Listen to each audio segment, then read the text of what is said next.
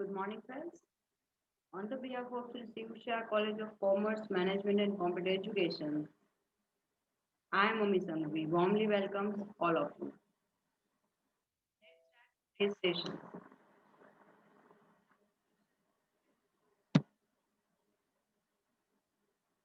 Your class is BBA Semester 5. Subject is Ethics and Corporate Social Responsibility. We are continuing Unit 3, Board Committees and Corporate Governance. It's your day 14. Syllabus પર એક નજર લઈ લઈએ. અહીંયા આપણે introduction થી start કરીને સેબી ક્લોઝ 49 સુધીના ટોપિક કમ્પ્લીટ કર્યા છે. આજે આપણે directors and financial institution in enhancing corporate governance and CEO duality આ બે ટોપિક કમ્પ્લીટ કરીને યુનિટ પૂરું કરશું.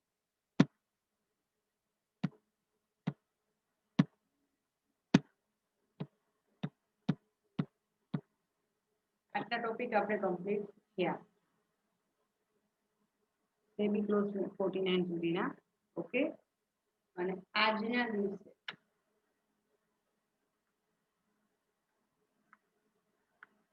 આપણે આ બે ટોપિક કમ્પ્લીટ કરવાના છે. એડિશનલ ટોપિક અંદર આપેલો છે ટેક્સ્ટબુકમાં. સિલેબસના કોર્સમાં પોઈન્ટમાં નથી, પણ આમ એડિશનલ ટોપિક છે critical issues in governance of board of director. એ પણ આપણે એક બુકમાં આપ્યું છે તો સાથે લઈ લઈશું, મે બી એક્ઝામમાં પૂછાઈ જાય. સ્ટાર્ટ કરીએ. Directors and financial institutions in enhancing corporate governance. તમારી ટેક્સ્ટબુકની અંદર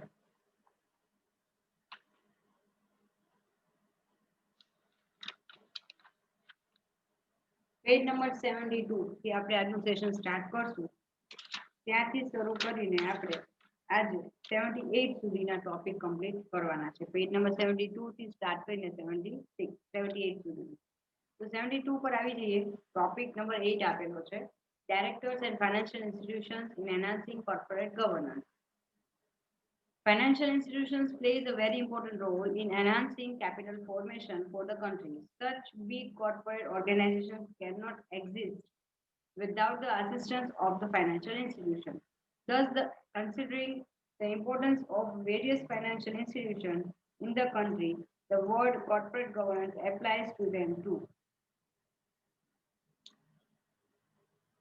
Financial institutions work as wagon wheel for the economic development and growth, and therefore financial institutions should work considering the rules and regulations so that the chances of manipulation and fraud can be curbed to a major extent, and trust of the public as well as organization can be maintained. Corporate governance શા માટે apply થાય છે? તો financial કોઈ પણ પ્રકારનું financial institution હોય એ દેશની જે કેપિટલ ફોર્મેશન કહેવાય છે એ ફોર્મેશનમાં ખૂબ મહત્વનો ભાગ ભજવે છે. અને એની અંદર જ્યારે મોટા મોટા કોર્પોરેટ હાઉસીસની વાત થતી હોય તો એ મોટા મોટા જે કોર્પોરેટ હાઉસીસ છે એને ચલાવવા માટે ડેફિનેટલી ફંડ એટલે કે ફાઇનાન્સ પણ તમારે ખૂબ મોટું જોઈએ. અને એ ફાઇનાન્સ છે એનું ક્યાંય કોઈ જગ્યાએ મેનિપ્યુલેશન ન થાય, ફ્રોડ ન થાય. મોટા મોટા જે કોર્પોરેટ ના ફ્રોડ બહાર આવ્યા છે છેલ્લા કેટલાક દસકાઓમાં, જેથી કરીને પર્ટિક્યુલર ઇન્સ્ટિટ્યૂટને તો નુકસાન થાય જ છે, કંપનીને તો થાય જ છે, કોર્પોરેટ હાઉસને તો થાય જ છે, પણ એની સાથે રિલેટેડ તમામ પાર્ટીઝને પણ એ નુકસાન થાય છે. તો એને અવોઇડ કરવા માટે ગવર્મેન્ટનો, પબ્લિકનો, ઇન્વેસ્ટર્સ આ બધાનો ટ્રસ્ટ જળવાઈ રહે, મેન્ટેન થાય, એના માટે કોર્પોરેટ ગવર્નન્સ છે એ દરેક જગ્યાએ દરેક લેવલે ખૂબ ઇમ્પોર્ટન્ટ છે. Good corporate governance ensures fairness for all the stakeholders. સારું કોર્પોરેટ ગવર્નન્સ છે એ ફેરનેસની શ્યોરિટી આપે છે. કોઈ પણ સ્ટેક હોલ્ડર હશે એ હંમેશા કંપનીનું કોર્પોરેટ ગવર્નન્સ કેવું ચાલે છે એ જોશે. એ સારું હશે તો એ લોકો ટ્રસ્ટ મૂકી શકશે. In financial institutions, fairness can be achieved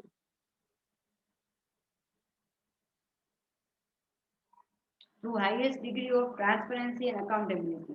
તો અહીંયા ફેરનેસ ત્યારે જ આવશે જો તમે દરેક કામ જે ફાઇનાન્શિયલ ડિસિઝન લેવાનું જે લોકો કામ કરી રહ્યા છે on the behalf of company એટલે કે બોર્ડ ઓફ ડિરેક્ટર્સ છે એમની ઇન્ડિવિડ્યુઅલી તમે રિસ્પોન્સિબિલિટી અને અકાઉન્ટેબિલિટી નક્કી કરો. દરેકને પોતાનું કયું કામ છે રોલ છે એ transparent they must be transparent about their role.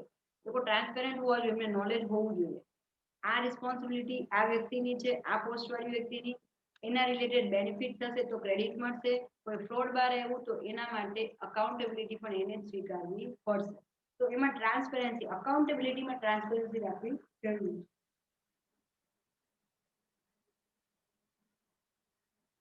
Ensuring fairness through transparency and accountability for its shareholders and other stakeholders is the prime objective for the corporate governance.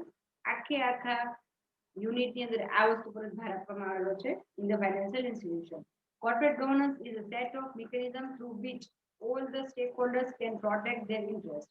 The purpose of the corporate governance is to earn best confidence of the investors, shareholders and all stakeholders. So purpose શું છે corporate governance no?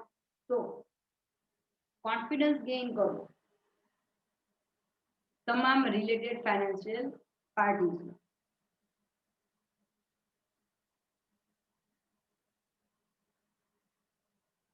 The main player for the corporate governance are the board of directors, management team, employees of the institution. આ ત્રણ કેટેગરીમાં ત્રણ main category આવી પ્લેયર્સની કે જે લોકો ખૂબ મહત્વનો ભાગ ભજવે છે કોઈ પણ પ્રકારના કંપનીના corporate governance. The main stakeholders are shareholders. સૌથી મહત્વના સ્ટેકહોલ્ડર્સ એટલે ફાઇનાન્શિયલી હિતધારકના વ્યક્તિ એ છે કંપનીના સાચા માલિકો એટલે કે શેરહોલ્ડર. રેગ્યુલેટરી ઓથોરિટી એ સિવાય નેક્સ્ટ આવે છે રેગ્યુલેટરી ઓથોરિટી. ઇન્વેસ્ટર્સ છે, સપ્લાયર્સ છે, એજન્ટ્સ છે, એમ્પ્લોઈઝ ઓફ એજન્ટ છે, ઇન્ટરમીડિયેટરીઝ છે એન્ડ મોર. એ સિવાય પણ ઘણા બધા કે જે લોકોનું ક્યાંક ફાઇનાન્શિયલી કનેક્ટેડ છે કંપની સાથે. કંપની ગ્રો કરશે તો એ લોકો પણ ગ્રો કરશે અને કંપનીમાં કોઈ ફ્રોડ થયું અને કંપની જો લિક્વિડેશનમાં જશે તો એનું પણ ઇન્વેસ્ટમેન્ટ પાણીમાં જશે. તો અહીંયા આ ખૂબ મહત્વની વસ્તુ છે. The code of corporate governance should prescribe the principles, procedures and process through which better governance practice may gradually be introduced. તો અહીંયા કોડ ઓફ કોર્પોરેટ ગવર્નન્સ છે એ પ્રોપરલી પ્રિસ્ક્રાઇબ્ડ પ્રિન્સિપલનો સેટ છે કે જેમાં તમને rules and regulation strictly follow કરવાના કીધા છે. પ્રોસિજર્સ પ્રોસેસ જેની અંદર જેના દ્વારા કોર્પોરેટ ગવર્નન્સ છે એ પ્રોપરલી તમે એની પ્રેક્ટિસ કરી શકશો. Financial organization should incorporate the code of conduct into company procedures and reporting practice. તો જે પોલિસી બનાવી છે કોડ ઓફ કન્ડક્ટ નિયમોનો સમૂહ છે એને તમારે જે બોર્ડ ઓફ ડિરેક્ટર્સ છે એ કંપનીની અલગ અલગ જે પોલિસીઝ બનાવશે લોંગ ટર્મ શોર્ટ ટર્મ અથવા કંપનીનું જે વર્ક સ્ટ્રક્ચર છે એની અંદર એ જે કામ કરશે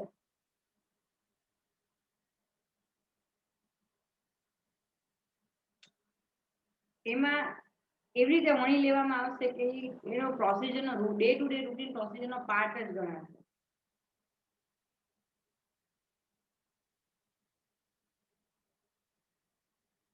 The provision may also be incorporated into their article of association. અને આના રિલેટેડ જે નિયમો છે એ તમે એઓએ કંપનીના મેઇન બે મહત્વના દસ્તાવેજો છે એનું એક મેમોરેન્ડમ ઓફ એસોસિએશન અને આર્ટિકલ ઓફ એસોસિએશન. તો આર્ટિકલ ઓફ એસોસિએશનમાં પણ તમે આ તમામ પ્રકારના કોર્પોરેટ ગવર્નન્સને લગતા રૂલ્સ ત્યાં એઝ ધ રૂલ્સ મુકાવી શકશો. For enhancing the corporate governance in the recent time, RBI has also amended the rules and regulations from time to time so that the financial institutions can work effectively and efficiently. RBI પોતે પણ સમયે સમયે અલગ અલગ પ્રકારના amendment એટલે કે સુધારાઓ કાયદામાં લાવે છે અને કોર્પોરેટ ગવર્નન્સને મેક્સિમમ ઇન્વોલ્વમેન્ટ થાય એના માટે પ્રયત્ન કરી રહી છે. For this purpose, BASEL 3 Basel 3 framework has already been introduced by RBI. So RBI દ્વારા Basel 3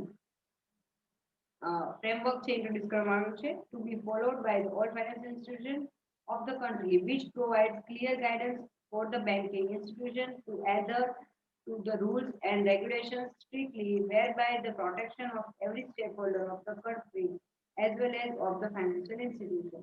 તો અહીંયા બેઝલ 3 છે એ એને ઇન્ટ્રોડ્યુસ કર્યું છે કે જે તમામ પ્રકારના ફાઇનાન્શિયલ ઇન્સ્ટિટ્યુશન જે છે એ લોકોએ ફોલો કરવાનું છે અને એ રૂલ્સ એન્ડ રેગ્યુલેશન્સ છે સ્ટ્રિક્ટલી ફોલો કરવા પડશે.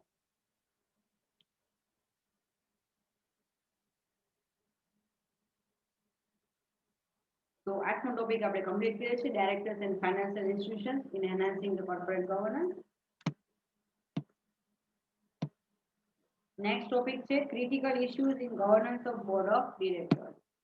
તો એમાં તમને અલગ અલગ પોઈન્ટ્સ આપ્યા છે. સૌથી પહેલા ઇન્ટ્રોડક્શન લઈ લઈએ.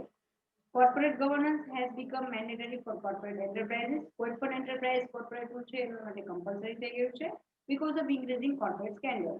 In short, ઇન્ટ્રોડક્શનમાં એટલું કીધું છે કે કોર્પોરેટ ગવર્નન્સ છે કોઈ પણ કોર્પોરેટ હાઉસ માટે ઇન્સ્ટિટ્યુશન માટે ફરજિયાત છે.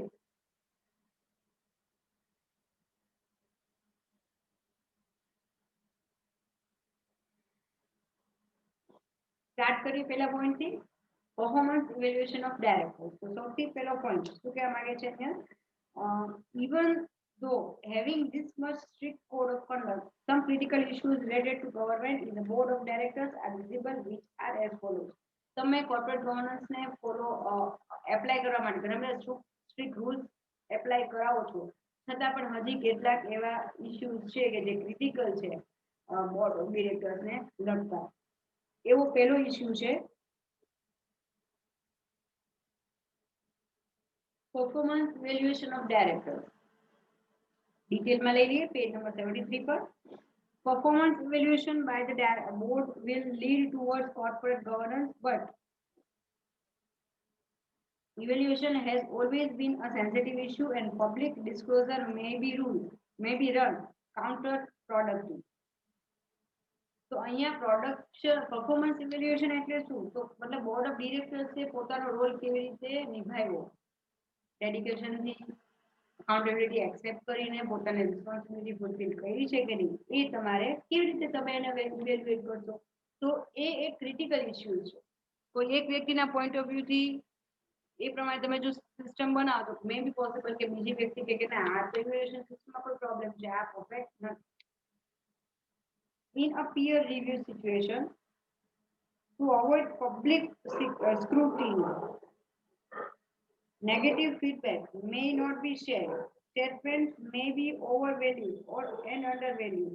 Restrict the organization towards realizing the true benefit of the corporate governance, and there is found chance of compromising in the interest of stakeholders of the organization. તો અહીંયા પહેલા પોઈન્ટમાં એવું કીધું કે જે પરફોર્મન્સ ઇવેલ્યુએશન કરવાવાળી વ્યક્તિઓ છે એ કદાચ પીયર રિવ્યુ સિચ્યુએશન છે, મતલબ જે વ્યક્તિ પરફોર્મન્સ ઇવેલ્યુએટ કરવાનું છે અને એને જેનું કરવાનું છે એ બીજાના કોન્ટેક્ટમાં છે, તો એ ટાઈમે એ લોકો પ્રોપર સાચું ઇવેલ્યુએશન આપી શકશે નહીં.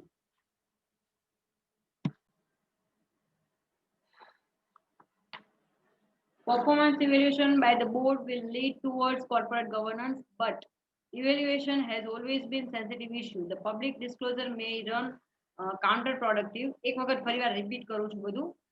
રીઝન એ છે કે પરફોર્મન્સ ઇવેલ્યુએશન છે એ ડિપેન્ડ રહે છે કે કયા લોકો એને પરફોર્મ કરવાના છે બોર્ડ ઓફ ડિરેક્ટર્સ. પબ્લિક ઘણી વખત એવું થતું હોય છે કે તમે જ્યારે ઇવેલ્યુએશન કરો છો પરફોર્મન્સ, તો એ પરફોર્મન્સ ઇવેલ્યુએશન કરતી વખતે ઘણા બધા ફ્રોડ કે એ વસ્તુનું તમને જાણમાં આવે છે, પણ તમે જે લોકો વિશે આ વસ્તુ ઓબ્ઝર્વ કરી છે કે ફાઇન્ડ આઉટ કર્યું છે કે આ લોકોએ આ ટીમે ફ્રોડ કર્યું છે, એના તમે પ્રેશરમાં આવો છો. પીયર પ્રેશર જે કહેવાય, સાથે કલીગ જેમની સાથે આપણે કામ કરતા એમના પ્રેશરમાં આવી જઈએ. ઓકે, તો તમે ન્યુટ્રલી જે તમારે ઇવેલ્યુએશન કરવું પડે એ ઇવેલ્યુએશન તમે કરી શકતા નથી. તો એ એક સૌથી મોટો જે ક્રિટિકલ ક્વેશ્ચન હોય એ છે પરફોર્મન્સ ઇવેલ્યુએશનનો. ત્યારબાદ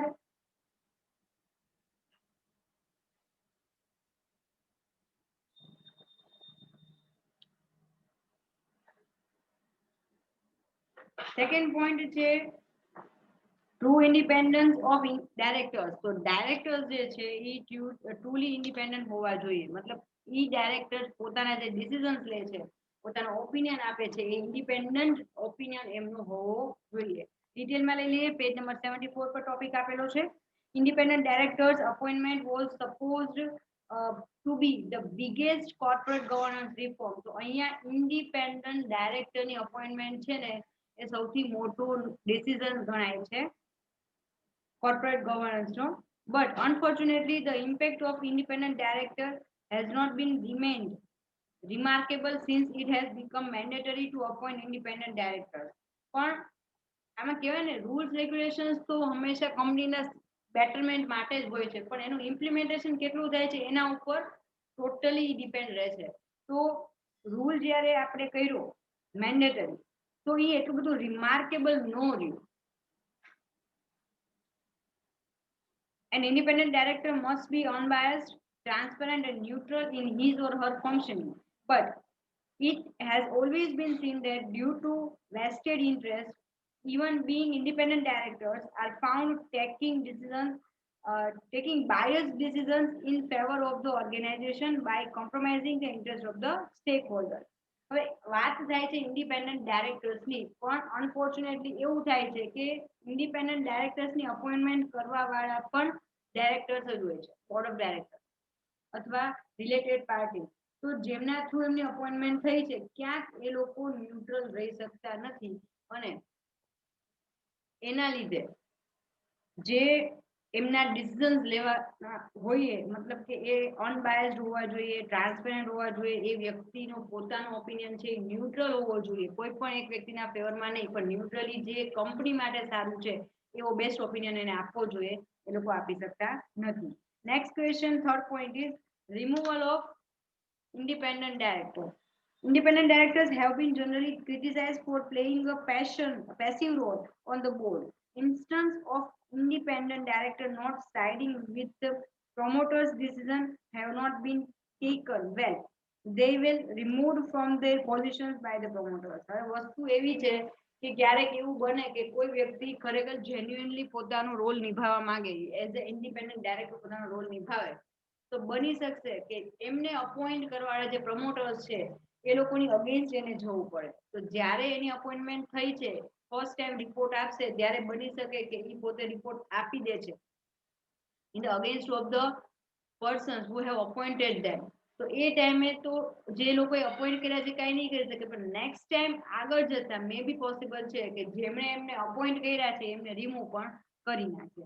તો એ ટ્રુ કે ફેર થવા જાય છે, તો આ એક ક્વેશ્ચન પણ એમાં ઊભો થાય છે. Under law, and independent directors can be easily removed by the promoter or majority shareholders. તો અહીંયા promoter કે majority shareholder દ્વારા easily તમે remove કરી શકો છો independent director ને. SEBI has no doubt increased the transparency in case of appointment and removal of independent director. SEBI A no doubt પોતાના બેસ્ટ એફોર્ટ્સ નાખ્યા છે આ તમામ બંને વસ્તુની પ્રોસિજરમાં ફોલો કરવા માટેના. પણ but if such independent director will get removed as and when promoter wish, corporate governance practice cannot be effectively implemented. પણ જો અલ્ટિમેટલી બધા જ રાઇટ્સ જો પ્રમોટરના હાથમાં હશે, તો આમ જુઓ તો ઇન્ડિપેન્ડન્ટ ડાયરેક્ટરની અપોઇન્ટમેન્ટ કે રિમૂવલ જો એ લોકોના હાથમાં જો એમ ઈચ્છે એમ થતું હોય, તો એવા જ લોકો ટકી શકશે કે જે એ પ્રમોટરને સપોર્ટ કરતા હોય. તો જે આપણો મેઇન એમ હતો કોર્પોરેટ ગવર્નન્સ સ્મૂથલી ચાલે એના માટેનો, એમ અહીંયા નીકળી જાય છે. Fourth one is accountability to shareholders. The traditional corporate governance model considered shareholders as an important stakeholder, but the modern corporate governance model considers every stakeholders like employee, consumer, local community, government, bankers, investors, press media, companies, etc. બધા પહેલા એવું હતું કે share holders જ main ગણાય, પણ હવે એવું નથી, બાકીની બધી પણ ફાઇનાન્શિયલી રિલેટેડ કનેક્ટેડ પાર્ટીઝ પણ ખૂબ મહત્વની છે. It is mandated that promoters consider the interest of the every stakeholder, but it is often seen during working of business enterprise that they are giving important profit and their own interest rather than on focusing every stakeholder of the organization. તો સૌથી મોટો point એ છે કે તમામ પાર્ટીઝને importance આપવાને બદલે ક્યાંક ને ક્યાંક માત્ર ને માત્ર શેર હોલ્ડરને જ ઇમ્પોર્ટન્સ અપાઈ જાય છે. તો આ એક મોટો ક્રિટિકલ ઇશ્યુ છે કોર્પોરેટ ગવર્નન્સનો. Fifth point, page number 75, getting the board right. The listing agreement clause 49 has recommended composition of board including executive directors as well as non-executive directors, and together with this at least one woman director appointment is compulsory. તો અહીંયા આપણે અગાઉ આ વસ્તુની ચર્ચા થઈ છે, getting the board right. Fifth point, તો આની અંદર આપણે અગાઉ ચર્ચા થઈ ગઈ છે ક્લોઝ 49 માં કે એક મિનિમમ એક વુમેન છે એ ડાયરેક્ટરની અપોઇન્ટમેન્ટ કરવી કમ્પલસરી છે. But in actual practice, it has been seen that the appointment of directors in most companies is on paper only, and board appointments are sealed by way of word of mouth or fellow board member recommendation. એટલે અહીંયા on paper તમને દેખાતા હશે કે મેં આ particular એક female કે પર્ટિક્યુલર આ રૂલ્સ પ્રમાણે અમે લોકો અપોઇન્ટમેન્ટ કરી છે, પણ રિયાલિટીમાં ઓન પેપર કંઈક જુદું હોય છે અને રિયાલિટીમાં કંઈક જુદું હોય છે. માત્ર ને માત્ર બોર્ડ ઓફ ડિરેક્ટર્સની અપોઇન્ટમેન્ટ રેકમેન્ડેશન જે જૂના બોર્ડ ઓફ ડિરેક્ટર્સ છે એમના રેકમેન્ડેશનથી અથવા વર્ડ ઓફ માઉથથી એની અપોઇન્ટમેન્ટ આપણે કરવામાં આવે છે. It is common for friends and family of promoters and management to be appointed as board members. Common છે generally કે જે રિલેટેડ લોકો છે બોર્ડ ઓફ ડિરેક્ટર્સના એ લોકોના મેમ્બર્સને જ અહીંયા as a board member appoint કરવામાં આવે છે. Therefore, the purpose of composition of diversified board does not get materialized and it could not expectedly enhance corporate governance. એટલે અહીંયા જ્યારે રિલેટેડ લોકો જ્યારે કોઈ પર્ટિક્યુલર પોસ્ટની ટીમની અંદર પોસ્ટિંગ કરવામાં આવતું હોય તો એ ટીમ છે એ બાયસ્ડ થઈને જ 99% ડિસિઝન્સ લેશે, એના ચાન્સીસ વધે છે. તો અહીંયા આપણો જે એમ છે એ ફૂલફિલ થતો નથી. નેક્સ્ટ આવે છે 6, executive compensation. For providing appropriate compensation, clause 49 has provision to constitute compensation committee. કોઈ પણ પ્રકારનું compensation આપવા માટે આ કમિટીની નિમણૂક કરવી જરૂરી છે ક્લોઝ 49 પ્રમાણે, which focuses on appropriate compensation to every member of company so that the shareholders get reliable return on their investment. અહીંયા દરેક જે મેમ્બર છે એને compensation આપવા માટે કમિટીની રચના કરવી એ કમ્પલસરી છે એવું કહે છે, જેથી કરીને શેરહોલ્ડર્સને એમના ભાગનો પ્રમાણ નફો મળી જાય. Instead, છતાં if the companies pay more than expected remuneration to attract talent from outside, the interest of the shareholder will get compromised and the companies are found to go against the norms of corporate governance and lose their trustworthiness of the shareholder. ક્યારેક company શું કરે છે તો કે સારા લોકોને appoint કરવા માટે એ વધારે પૈસા આપીને આવા આઉટસાઇડર ડાયરેક્ટર્સને અપોઇન્ટ કરે છે. એવા ટાઈમે જે નોર્મ્સ આપણે સેટ કર્યા હોય કે આટલા બજેટમાં જ તમારે આ ડાયરેક્ટર આ પોસ્ટ પર આ ડાયરેક્ટરની તમારે અપોઇન્ટમેન્ટ કરી શકાશે, એ પોસ્ટને એ નોર્મ્સને તમે ઇગ્નોર કરીને જ્યારે વધારે રૂપિયા પે કરો છો તો ક્યાંક ને ક્યાંક શેરહોલ્ડરને જે ડિવિડન્ડ સ્વરૂપે નફો મળવાનો છે એ નફો ઓછો મળશે. તો અહીંયા એ ટાઈમે તમે જે કમ્પન્સેશન એટલે કે રિટર્ન નક્કી કર્યું છે રૂપિયામાં એ વધારે રાખતા શેરહોલ્ડરનું હિત છે એ કોમ્પ્રોમાઇઝ થાય છે. Next point, founders control and succession planning. In India, it has been seen that the importance of the founder in the success of the organization plays rather important role than that of the corporate governance. તો અહીંયા founder એટલે કંપનીના જે founder છે, કંપનીના સ્થાપક, entrepreneur જે કહેવાય, એનો કંટ્રોલ હંમેશા કંપનીમાં ભારતીય કંપનીઓ છે એમાં એનું કન્ટ્રીબ્યુશન અને કંટ્રોલ એનો હોલ હંમેશા વધારે રહ્યો છે corporate governance karta. In the scenario, many times it happens that many stakeholders may have to suffer because the company runs on the founder's wishes without considering the succession planning and many other aspects corporate governance practice. So અહીંયા આના લીધે જ્યારે founder છે એ બની શકે કે એ વ્યક્તિ પાસે રૂપિયા સારા હોય ઇન્વેસ્ટમેન્ટ તો એને ઇન્વેસ્ટમેન્ટ કરીને કંપની સ્થાપી, પણ એને ચલાવવા માટેનું મેનેજરિયલ નોલેજ એની પાસે એટલું પ્રોપર ન હોય. હવે એ જે વ્યક્તિને અપોઇન્ટ કરશે ટુ મેનેજ ધ કંપની, તો એ વ્યક્તિ પાસે નોલેજ ગમે એટલું હોય પણ એને હંમેશા ફાઉન્ડરના કંટ્રોલમાં રહીને જ કામ કરવું પડશે. તો એ પોતાનું જે નોલેજ છે એ એપ્લાય કરવાને બદલે નાના ડિસિઝન્સ છે એ મોટા પોલિસી રિલેટેડ ડિસિઝન એના પર કંટ્રોલ કોનો રહેવાનો છે? ફાઉન્ડરનો, નહીં કે જે તે મેનેજરિયલ નોલેજ વાળી વ્યક્તિનો. એ કોર્પોરેટ ગવર્નન્સનું આપણું જે મેઇન જે એમ છે, તો એની પ્રેક્ટિસ પ્રોપરલી થશે નહીં. ઇન શોર્ટ, એના લીધે જે કંપનીમાં ઇન્વેસ્ટ કરવાવાળા શેર હોલ્ડર્સ છે અથવા બીજા ઇન્વેસ્ટર્સ છે એ લોકોનું જે હિત છે એ કોમ્પ્રોમાઇઝ થશે. લાસ્ટ ટોપિક 5, 6, 7, 8 માં નંબર દેવાનું ભૂલી ગયો છે, રહી ગયું છે. Last one is risk management. It has become very important, especially after the economic reform on consider internal as well as external factor that affects business enormously. Page number 76 પર આવી ગયા છે.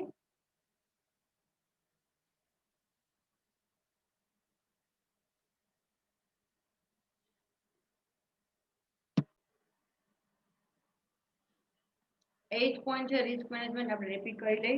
It has become very important, especially after the economic reforms, to consider internal as well as external factors that affect business enormously. Even clause 49 of listing agreement recommends corporate enterprise to monitor risk to protect the interest of the stakeholder. તો risk management મતલબ company પોતાનું જે રૂપિયા છે invest ક્યાં કરી રહી છે, એમાં કેટલા પર્સન્ટેજ રિસ્ક ગણાય, રિટર્નના પોસિબિલિટી કેટલી છે, રિસ્ક કેટલું છે, એ ઇન્વેસ્ટમેન્ટ સક્સેસ જશે કે ફેલ જશે એનું, તો એનું આખું તમારે ઓબ્ઝર્વ કરવું એ ખૂબ જરૂરી છે.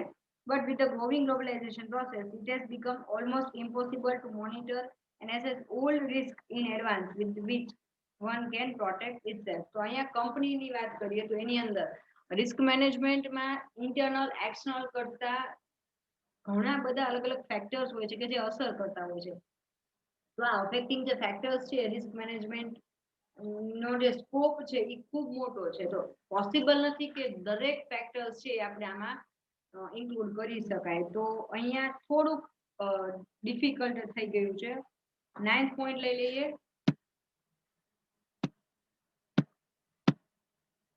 Privacy and data protection. As a key aspect of risk management, privacy and data protection is an important governance issue. In this era of digitalization, a sound understanding of the fundamentals of cybersecurity must be expected from every director. So, અહીંયા કોઈ પણ director છે, board of directors, એની પાસે technical નહીં તો કાંઈ નહીં પણ એથિકલ જે કહેવાય કોઈ પણ કંપનીનું દરેક જગ્યાએ તમે જોશો તો કંપનીમાં બધું કમ્પ્યુટરાઇઝ થઈ ગયું છે, ડિજિટલાઇઝેશન. દરેક કંપની છે એના બ્રાન્ચીસ બધા લોકો ઇન્ટરનેટ દ્વારા જોડાયેલા છે.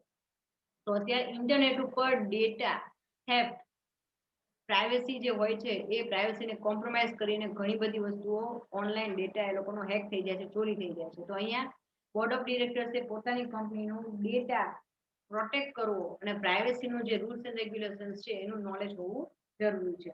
લાસ્ટ પોઈન્ટ લઈ લઈએ, એ ક્રિટિકલ ઇશ્યુ છે અહીંયાનો. Last point corporate social responsibility. તો અહીંયા in India it has become mandatory for companies which are meeting specified threshold to implement CSR committees. Companies are required to spend minimum 2% of the average net profit of last 3 financial years. તો છેલ્લા 3 financial યર્સનો 2% minimum profit છે એ તમારે average profit તમારે આ activity દ્વારા પાછળ spend કરવું compulsory છે. For companies who fail to meet CSR spends, the board of such companies are required to disclose reasons for such failure in the board report. The Ministry for Corporate Affairs should not grant the reason and should insist that the companies implement CSR irrespective of genuine reasons if they have any.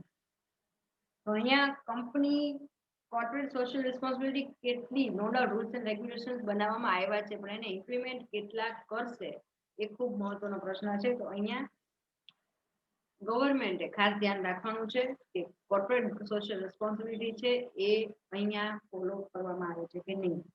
In short, while implementing standard of corporate governance framework above critical issues like challenges, they are to be faced with weaken the implementation of the corporate governance in the appropriate way. અહીંયા આ તમામ 10 point મૂકવામાં આવ્યા છે કે જેના કારણે આ તમામ ક્રિટિકલ ઇશ્યુઝ છે કે જેના લીધે કોર્પોરેટ ગવર્નન્સ છે એને ઇમ્પ્લિમેન્ટ કરવું થોડું અઘરું થઈ જાય છે.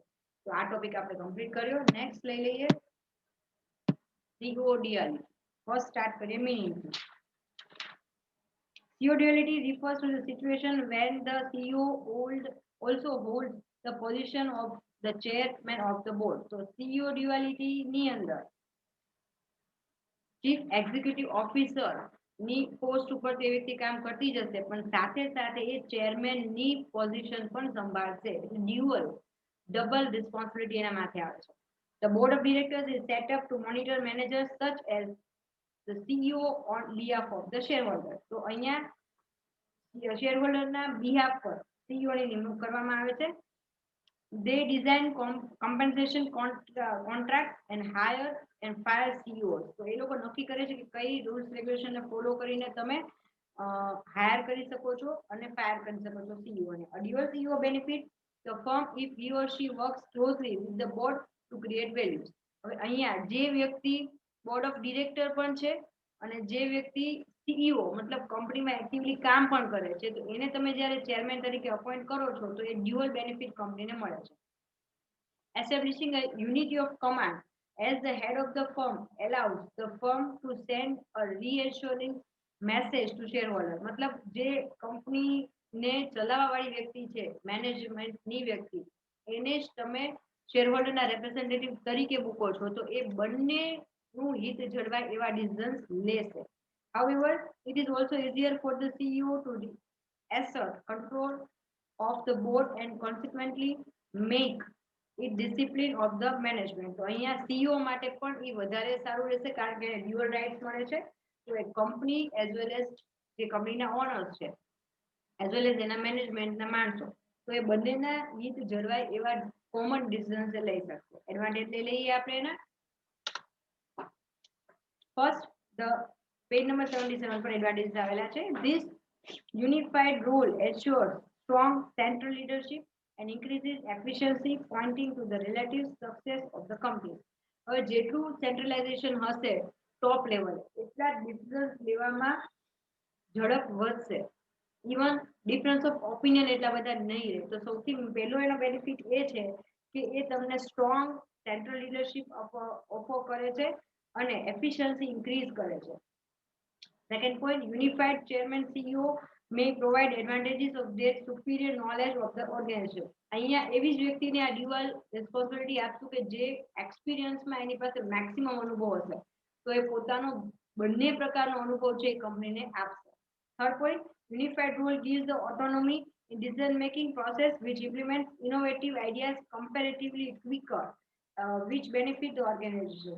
જેટલા લોકો વધારે એટલા ડિફરન્સ ઓફ ઓપિનિયન આવશે અને એના લીધે ડિસિઝન પ્રોસેસ જે છે ડિસિઝન મેકિંગ પ્રોસેસ એ લાંબી થઈ જશે.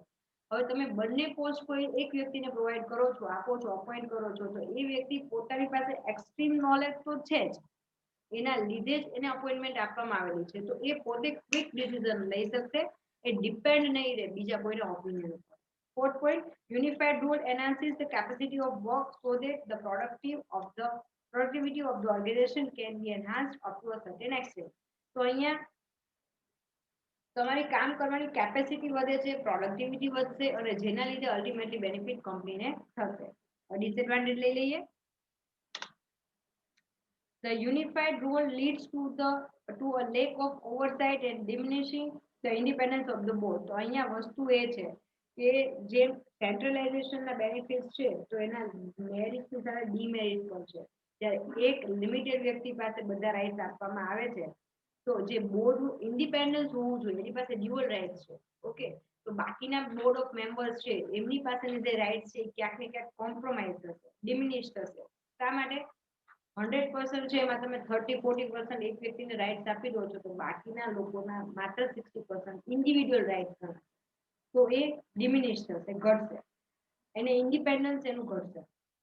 The board is directly responsible for the hiring and firing of the CEO and is charged with general oversight of the corporation's affairs and its management. As a result, appointing the CEO, the one person directly responsible for that management as chairman could indicate a conflict of interest. So અહીંયા એવું ક્યારેક બની શકે કે બંને role નિભાવતા એક રોલમાં benefit થતું હોય ને એનો જે ડિસિઝન છે એ બીજા રોલમાં કોન્ફ્લિક્ટ થતો હોય તો આ એક એનો ડિસએડવાન્ટેજ છે.